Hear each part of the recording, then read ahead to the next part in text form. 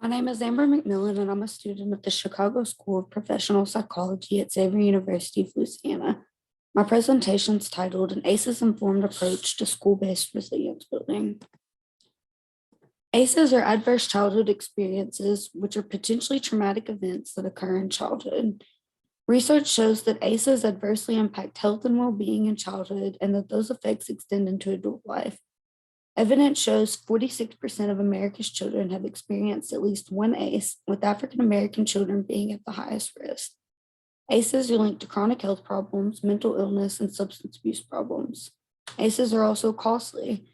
ACEs-related illness account for $748 billion in financial costs in North America each year. Just a 10% reduction in ACEs could equate to an annual savings of $56 billion a year. Children spend a significant amount of their time in school, which makes educators well-placed to support children with adversity and to help build the protective factors to enable them to be resilient against these adverse experiences. We need to integrate an ACEs-informed approach to resilience building in schools, especially those that serve the most affected populations. Current best practices include educating teachers. This is through intensive training on teaching them how to identify ACEs. They're taught how ACEs can impact classroom behavior and specific strategies to increase student self-regulation and resilience in the classroom. They do this through modeling positive relationships, focusing on building trust, developing routines, etc. They are also taught to rethink discipline and encourage strategies to keep kids in school.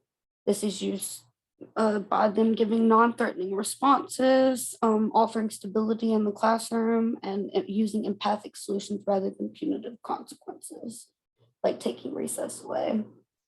There are also classroom-based resilience programs and activities, like incorporating yoga, meditation, social emotional skills learning, and conflict resolution skills, incorporating breakout group discussions and cooperative activities among students. Some teachers even create a peace corner where students struggling with self-regulation can regroup if needed. This way, this prevents the need for disciplinary measures. Schools also provide services for children identified as needing assistance. Many schools have some type of practice in place to identify these students and connect them to resources.